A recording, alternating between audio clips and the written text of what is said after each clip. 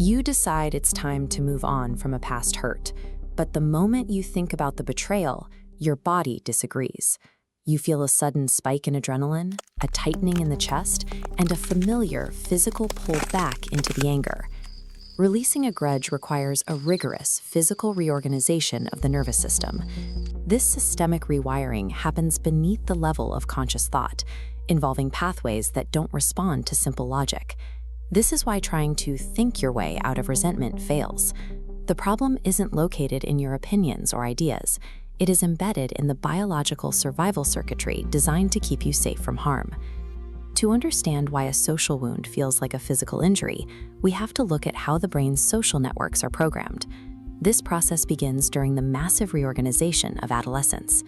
During these years, the brain undergoes a structural shift. It begins to equate closeness to peers with fundamental survival, prioritizing social ties over almost everything else. This diagram shows how dopamine pathways and reward centers form thick, permanent connections to social recognition regions.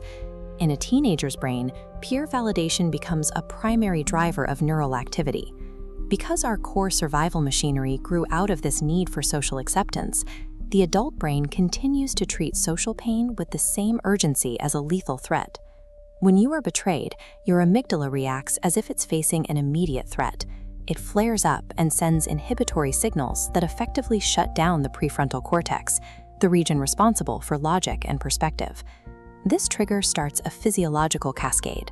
Cortisol levels rise, heart rate variability drops, and the brain enters a state of biological lockdown. The brain resists moving on because it views resentment as a mandatory protective shield.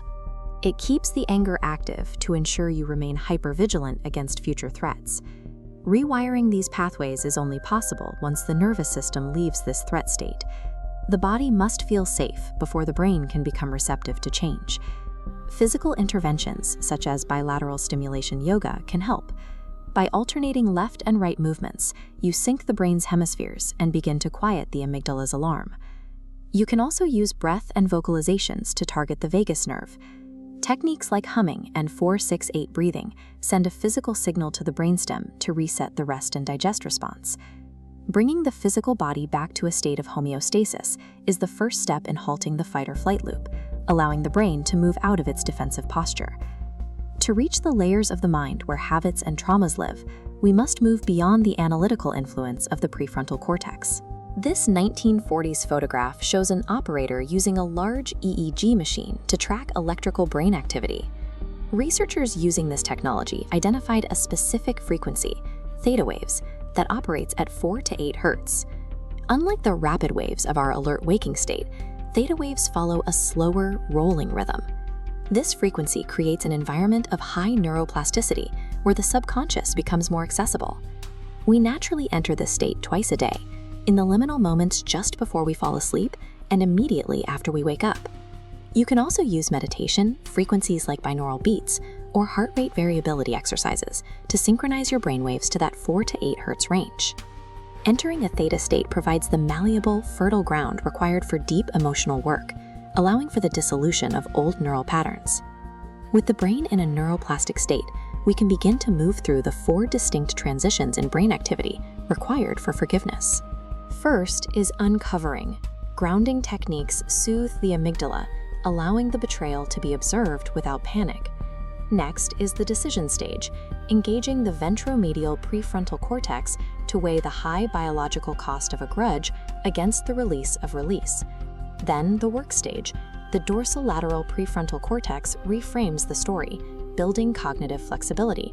Finally, in deepening, the default mode network integrates the memory as a closed chapter in a larger growth narrative.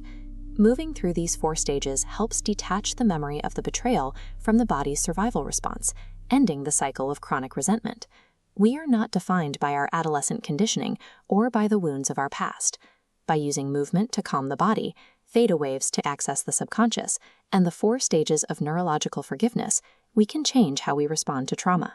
Understanding these biological mechanisms gives us the ability to reshape how we experience our history and our future.